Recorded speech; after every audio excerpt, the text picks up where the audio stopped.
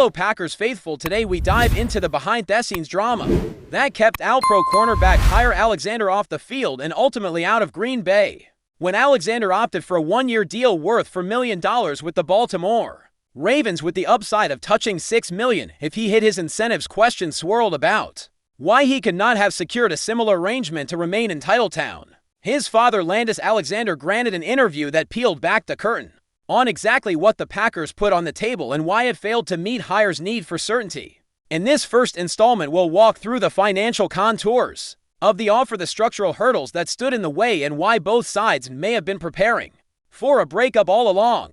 Landis Alexander explained that on paper Green Bay's proposal matched or slightly exceeded the Ravens' figures. The Packers front office penciled in a base salary of $4.3 million with the potential to climb to $6 million through roster bonuses and appearance incentives. From a purely numerical perspective, that mirrors the deal Baltimore extended.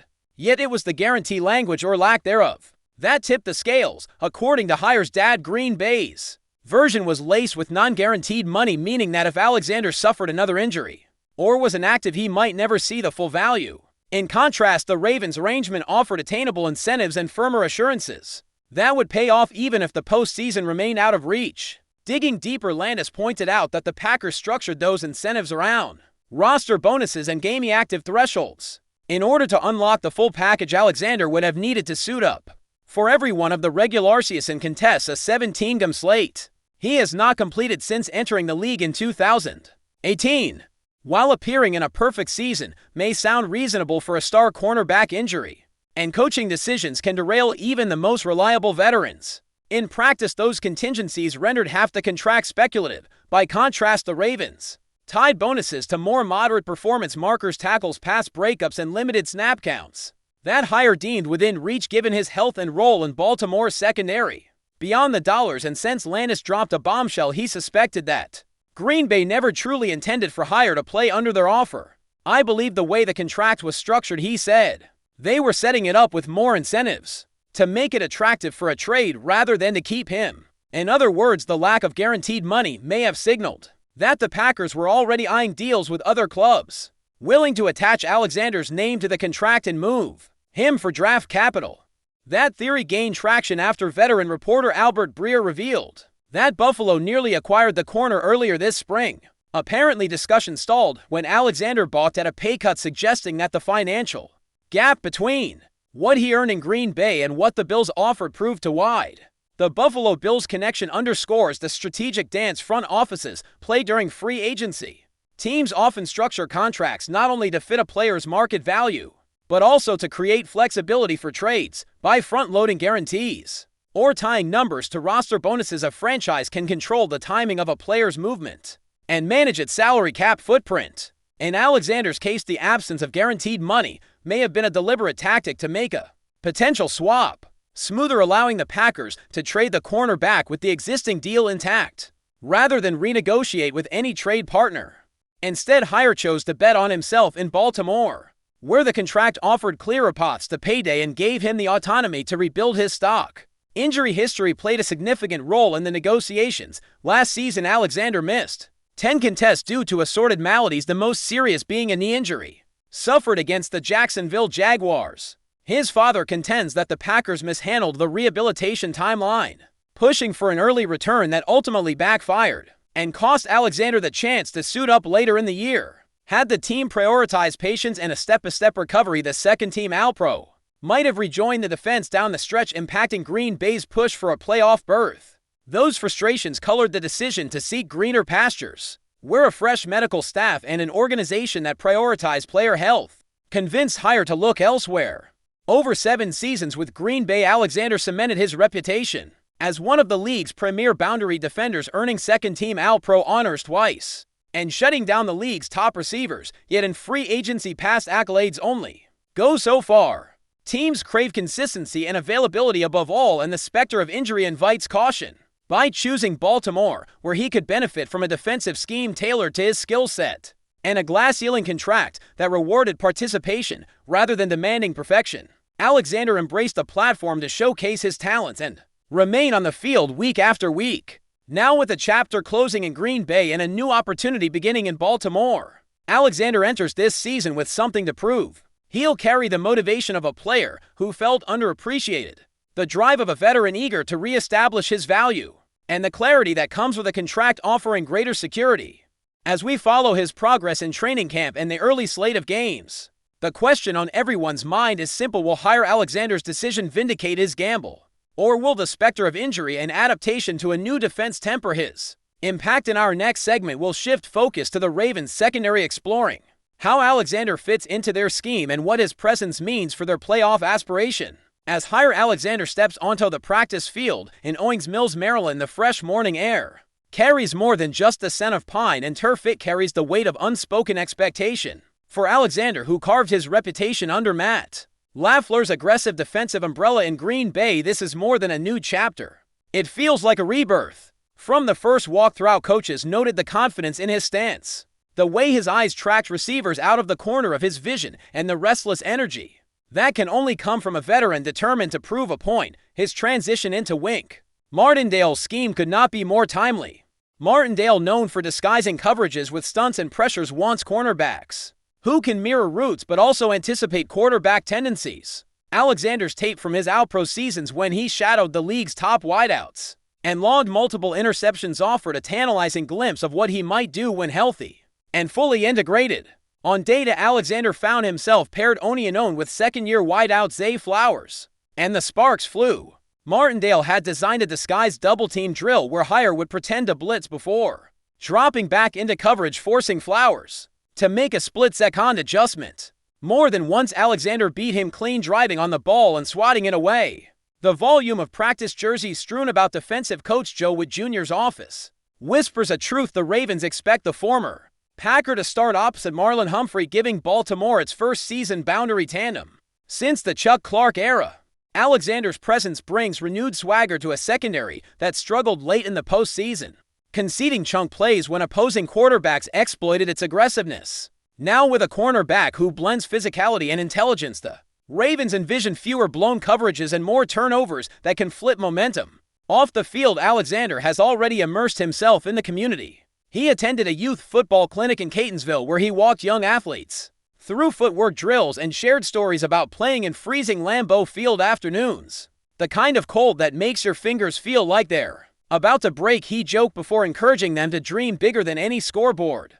Local reporters noted his graciousness, how he lingered for selfies and autographs long after coaches had called time. It's a side of Hire that teammates have long admired, the leader who, even when facing contract uncertainty in Green Bay, never shortchanged the locker room.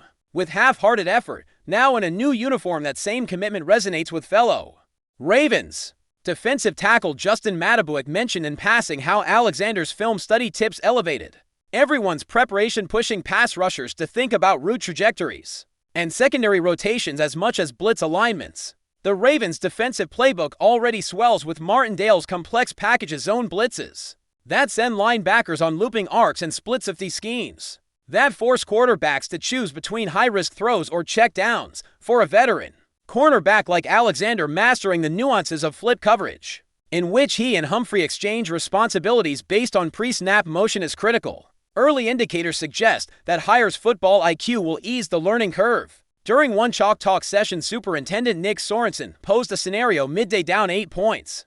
You see the tight end release into the flat on third down. Should you shadow or play the alley? Alexander answered without hesitation, citing tendencies he'd studied from Lamar Jackson's red zone tendencies and how Jacksonville's quarterback executions mirrored certain NFL archetypes. When Sorensen asked for alternatives, Alexander sketched a hypothetical rotation on the whiteboard, earning nods from position coaches who are already drawing up red zone packages built around his instincts. Yet no transformation comes without growing pains. In the heat of a red zone 7-7, Alexander misjudged Marquise Brown's double move, arriving a split second too late as Brown slipped underneath and caught the touchdown throw. He slapped his helmet in frustration, but the response in the next rep was telling. Alexander undercut a curl flat route, his footwork near flawless as he pivoted, turned, and jarred the pass loose. It was a snapshot of resilience, the kind that old Shule corners prize. That's what you want to see, Martindale remarked afterward. He learns, he adjusts, and he brings it right back. As August gives way to September, analytics guru Nick Saban's protege defensive coordinator Mike Caldwell has begun to chart Alexander's progress, not just in man coverage snaps, but in overall impact. Early stat projections weighted by expected points added EPA show that if Alexander can replicate even half of his Packer performance in tight windows, the Ravens' defense could vault into the top 5 in turnover differential. That kind of swing matters in a division starved for defensive dominance. It also underscores why Baltimore bet on higher instead of younger, cheaper alternatives. His proven ability to change games not only as a cover man, but as a tone setter for a group looking to reclaim the franchise's blue-collar roots. Inside the locker room, veterans like Patrick Queen and Roquan Smith have welcomed Alexander's input on communication and alignment checks. The mutual respect is palpable when they film up before joint walkthroughs, exchanging low-volume chatter about coverage calls. It's like having a coach out there, Smith quipped after one session. He corrects me more than my own position. Coach sometimes, and it's earned because he shows you exactly why. When players talk about leadership, they often cite vocal presence or charisma.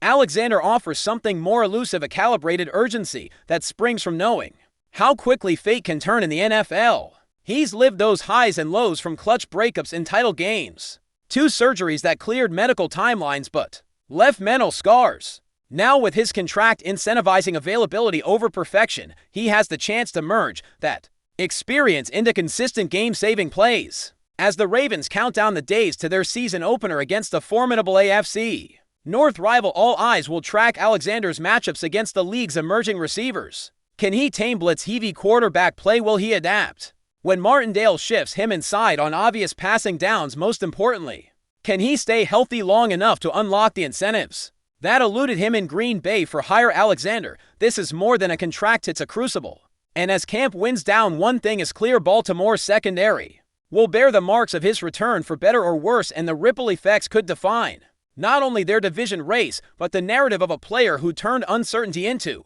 opportunity. But before we continue, don't forget to subscribe to our channel and hit the like button on this video. Your support helps us keep bringing you the latest updates on the Green Bay Packers. And don't forget to share your thoughts on the news in the comments below. It's been a whirlwind of speculation buzzing around Green Bay, as Packers fans are reportedly clamoring for a blockbuster trade to bring Terry McLaurin to Lambeau Field. The Washington Commanders' star receiver has become the subject of intense fan desire, and sources close to the organization suggest the Packers are seriously considering a mega trade to make it happen. The rumble in Titletown centers on the team's perceived need for another elite pass catcher to complement their existing offensive weapons. McLaurin, known for his exceptional route running, contested catches, and leadership, fits the bill perfectly. His consistent production on a struggling Commanders team has only amplified the whispers of his potential impact in Green Bay. While details remain shrouded in secrecy, the sheer mention of a mega trade implies a significant package of draft picks and possibly even current roster players heading to Washington.